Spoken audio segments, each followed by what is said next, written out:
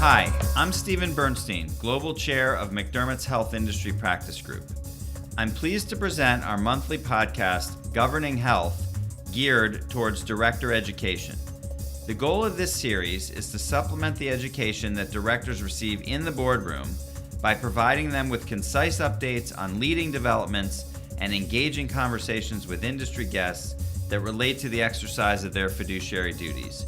On behalf of the Health Industry Practice Group at McDermott, it's a pleasure to have you join us.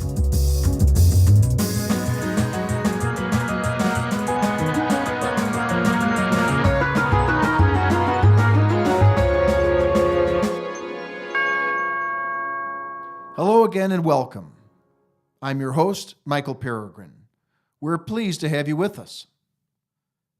Today's conversation takes us into a critical but often unsettling aspect of the board's oversight duties, the expectation that the board will timely identify and react to warning signs of organizational financial distress. This touches on one of the most fundamental of all, where was the board questions. Does the board have its finger on the pulse of the financials? Does it regularly interact with executives and advisors? And would it be able to spot a problem were it to emerge? And would it be willing to pursue that problem to resolution? We've got the increasingly fluid nature of the healthcare economy, so this is no abstract question. You read the media reports. We're seeing a steady drumbeat of downgrades, layoffs and downsizings, facility sales, and even bankruptcies and closures. And of course, who knows what the financial impact will be from the ultimate healthcare reform bill. And we've got to keep in mind that the most consequential fiduciary duty decision in healthcare in the last 5 years held the governing board liable for breach of fiduciary duty for failure to oversee the organization's financial status. That remains a significant concern. So today we're going to explore this critical fiduciary question with the national expert on healthcare restructuring, my friend and partner, Bill Smith. Bill has spent his career working to fix what others have broken, typically financing transactions for healthcare organizations. His approach and experience is highly interdisciplinary: corporate process, both for-profit and nonprofit, litigation, securities, bonds, and when needed, bankruptcy. He represents borrowers, lenders, boards, acquirers, and trustees, and as Bill says, implementing the American freedom to fail but rise again. In healthcare alone, he's counseled literally hundreds of boards over the last 40 years. And as you're soon to find out, Bill is no wallflower.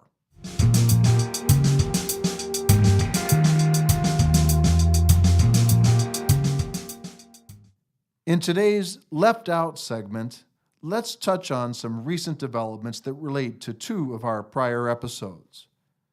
For example, you may recall that last month my partner Eric Zimmerman reminded us not to assume that the ACA repeal effort was dead. Well, he had that one right. While the ultimate fate of the latest repeal and replace effort is unknown today, this we know for sure. It's time for the board to get serious in terms of its homework assignment. Try as we might, it can't be put off any longer. The board must start familiarizing itself with the legislative effort and its ultimate impact to the health system. And as Chip Fallahy of Bronson and Kalamazoo reminded us in January, the General Counsel can play a helpful role in that education effort. Let's also revisit for a moment John Challenger's comments to us last March on the importance of jobs data to board financial oversight. Now, you've probably read the stories that suggest that we may be approaching full employment levels in the economy. But as John suggested, that's not without its consequences to the health system. And you may have also seen the stories about potential jobs impact of health reform legislation. Those are the apocalyptic, but possibly accurate suggestions that hospitals, often one of the leading employers in the community, may suffer disproportionately high job losses in the wake of healthcare reform. Now, this may be nothing more than conjecture at this point, but it may be something to discuss with your executive leadership team.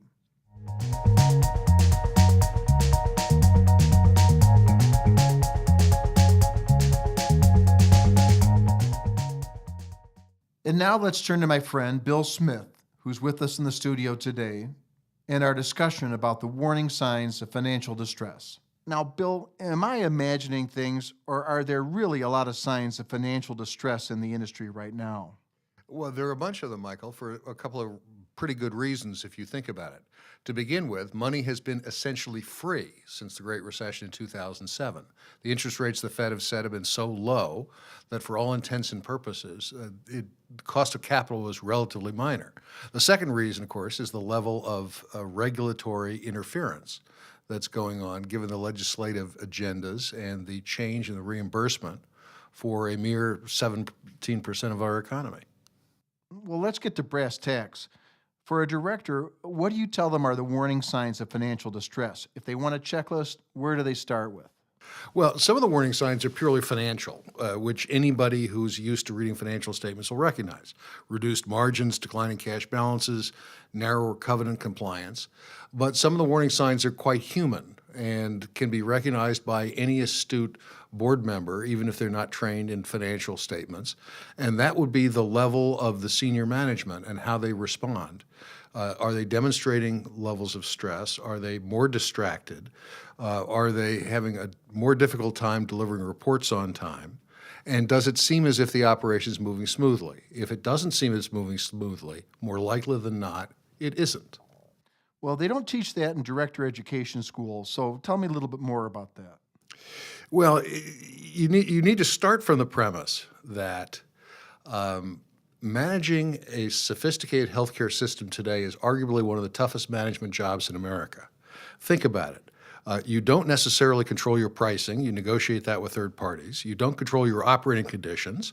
People show up at your doorstep without notice. If you make mistakes, the patients die.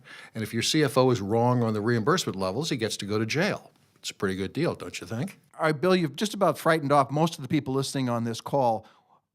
Is the job too tough for a director who doesn't have a background in finance? No.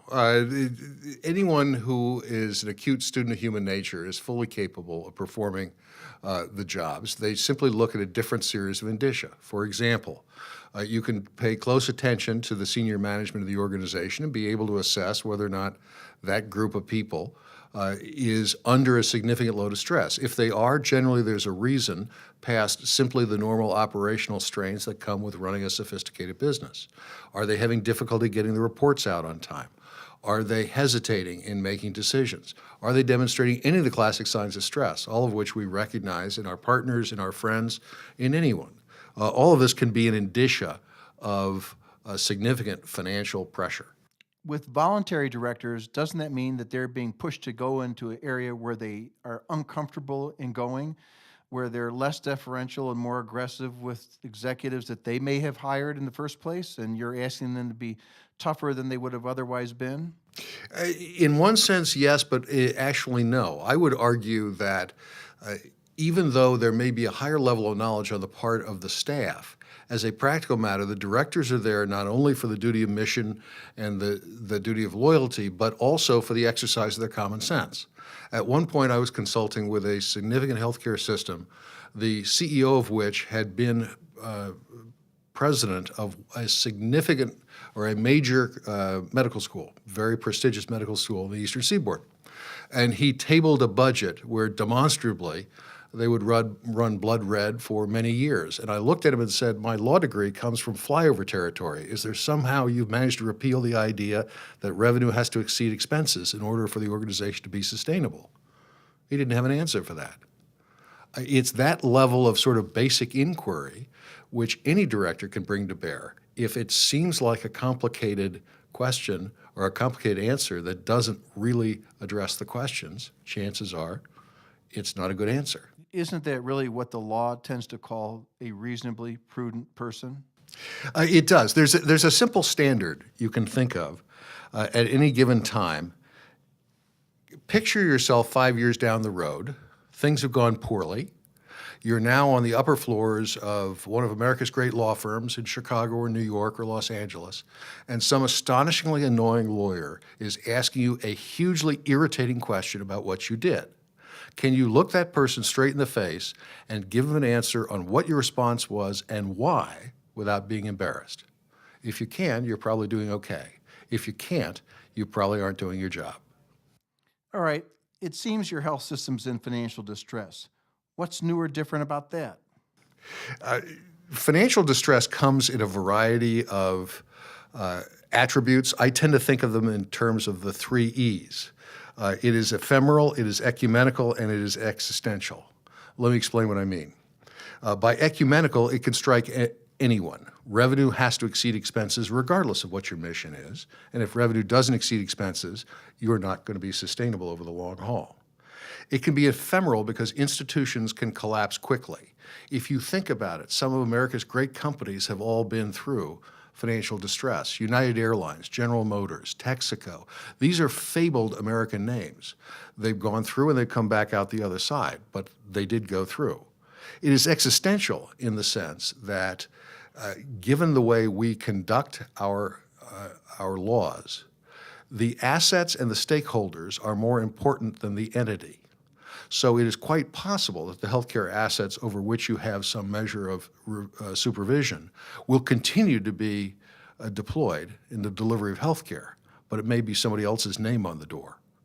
Unless you're responsive and recognize the ephemeral nature of your organization, the existential nature of financial distress, or the fact that if you're not careful, it can attack you as well, you may very well discover that having served on the board, you'll have the opportunity to be the last round of directors rather than pass it along to someone else. From a legal perspective, Bill, does the law change? Are my fiduciary duties different when my organization gets into financial distress?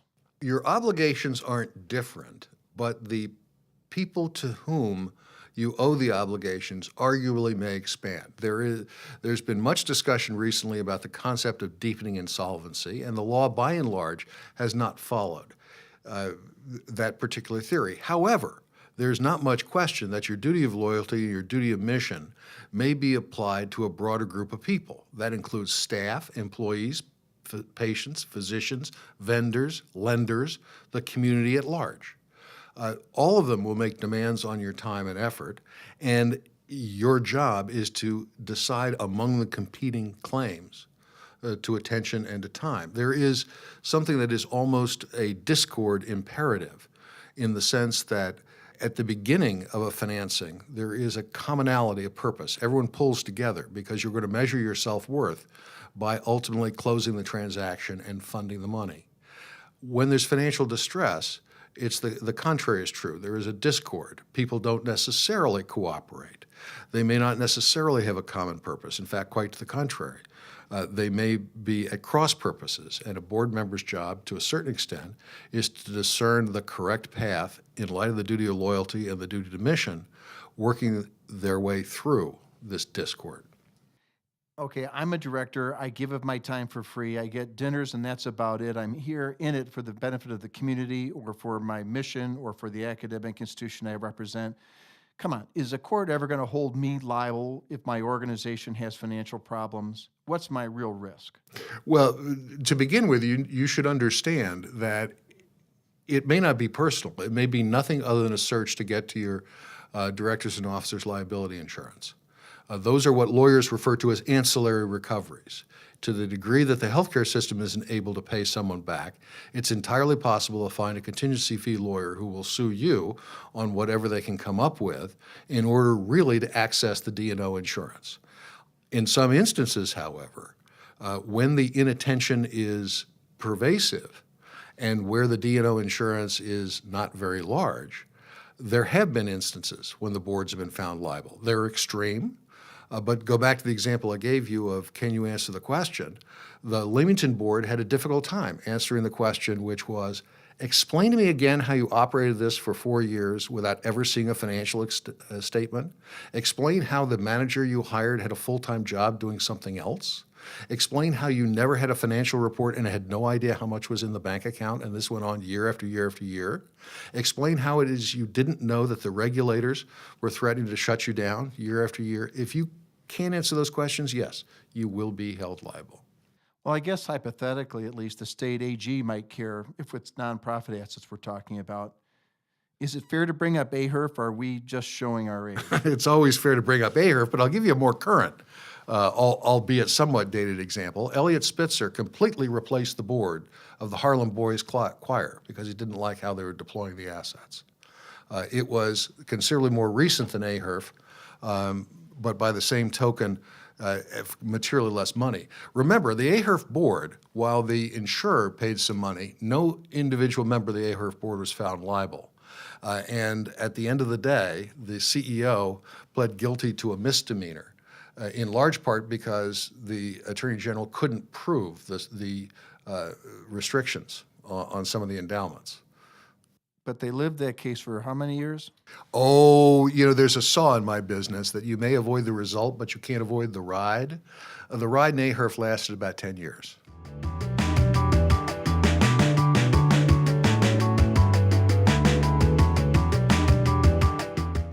Let's pivot for a moment to our regular segment, What's Trending Now, when we try to flag a new governance issue we see on the horizon. And for me, that's the new pressure on boards to be more vigilant about their risk reporting processes, the identification and evaluation of risk, the timing by which risk is reported to the board, and the context of any reports. The board simply can't be the last people to know about the problem. If management has something that's keeping them awake at night, they need to be communicating that straight to the Audit and Risk Committee the very next morning. And the committee has to be pretty aggressive in its questioning. Those are some of the major governance lessons from the recent controversies in the financial sector.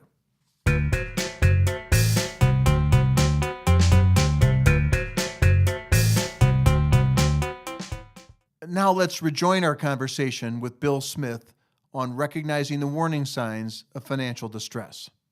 Now, are lenders getting more nervous about the financial implications of healthcare reform? I'm reading all sorts of stories about dives in revenue. What are the lenders saying? There is no question that the lending community is aware of the difficulties which healthcare delivery systems face in terms of reimbursement. If you think about it, no one collects posted charges. What you're collecting is a relatively small percentage of what your posted charges may be, and the degree to which you collect that percentage is critically dependent on the current reimbursement rights and obligations from the government payors. As a consequence, any lender looking at you will be able to assess the payor mix and reach a relatively acute judgment on the degree to which you're likely to be able to collect your receivables. Given that that's the principal area they look for repayment, it's not surprising that they pay a lot of attention to it, and they pay a lot of attention to potential legislative reform. So do the others who are involved in the financing industry, particularly the rating agencies and the other people who are likely to be commenting on your fiscal well-being.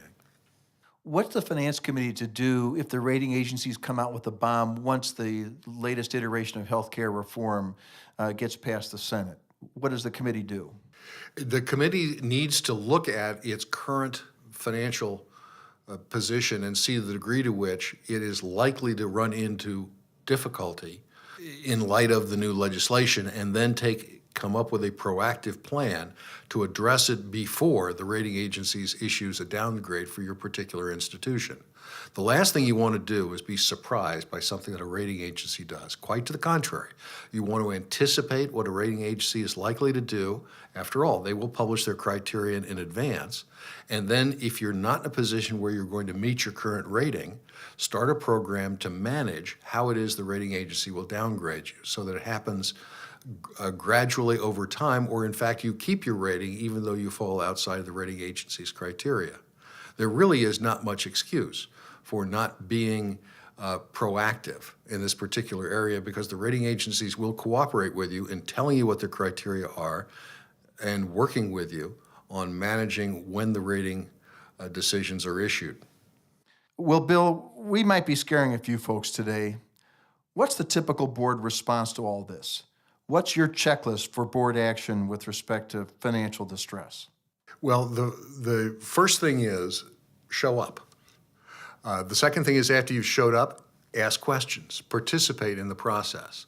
This is designed to be interactive. It's not designed to be you listen to presentations and nod sagely and then approve them. Even if you don't have financial expertise, there's no reason why you can't challenge existing management with common sense questions on where you are and where you're going. To give you a perfectly good example, my undergraduate degree is in 17th century restoration drama, about as far from a reimbursement from CMMS as you can get. But I've managed to figure out my way around a financial statement without ever taking an accounting course. Do you take minutes in these finance committee meetings? Not only do you take minutes, you take detailed minutes. Okay, the general counsel's listening right here. Oh, well, early on, they tell you that your minutes should be relatively terse. A discussion was held on replacing the hospital. After a full and frank exchange of views, the motion was passed. No. What we need to do now is indicate for the world and for the hereafter that a meeting was held, that reports were received, that the reports were discussed and debated, that different viewpoints were expressed, and then after the full and frank exchange of views, a vote was taken which was as follows. The more detail that is there, the easier it is for those who come later to be able to see that, in fact, the Finance Committee discharged its responsibility. Well, somebody who's listening today might think that you're advocating confrontation with management. Are you? No, not at all. What I'm advocating is engagement with management. You must understand that when you experience financial difficulty, you begin living your life in a fishbowl. The wonder of communication today is that electrons are eternal.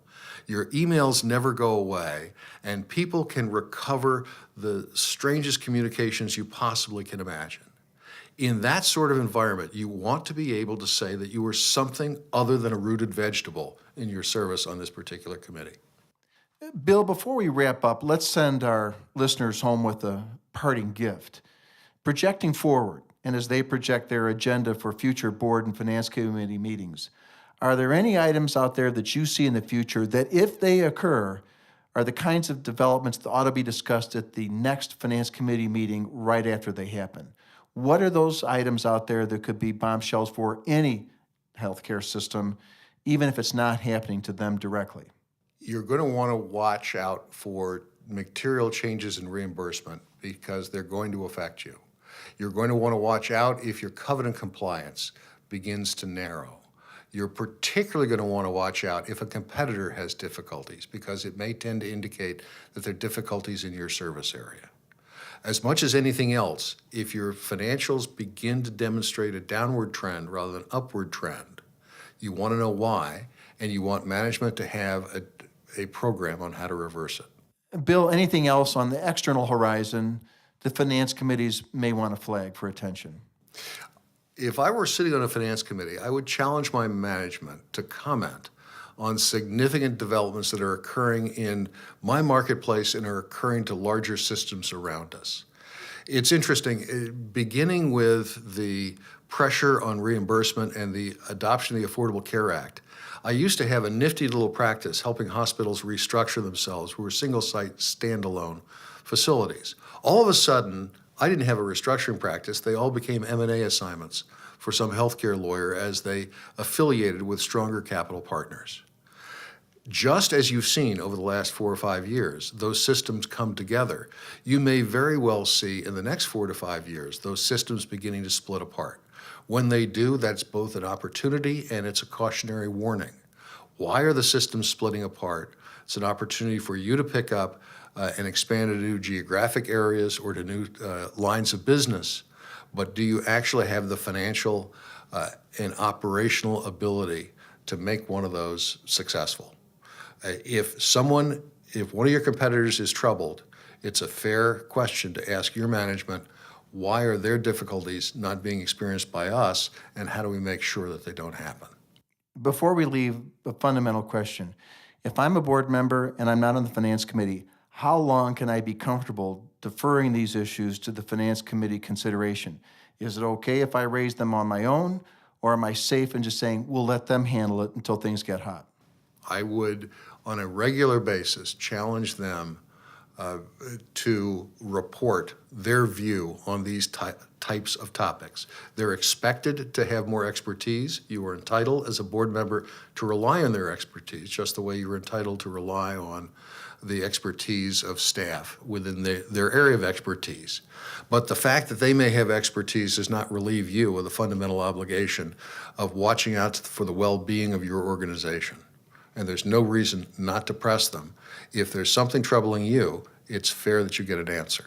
Bill Smith, thanks for joining us today.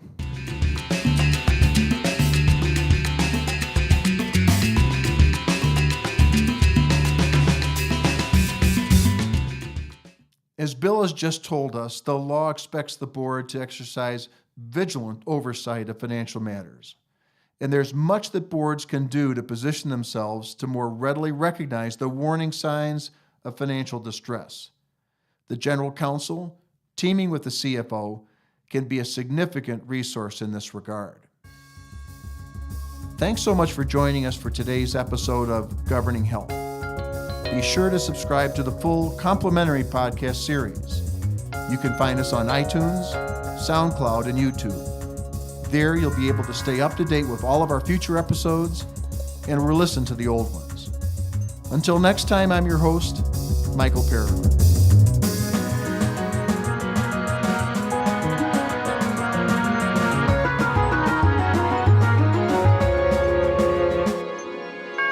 Copyright 2017, Derwent Will and Emery. All rights reserved. Any use of these materials, including reproduction, modification, distribution, or republication without the prior written consent of McDermott Will and Emery, is strictly prohibited. This may be considered attorney advertising.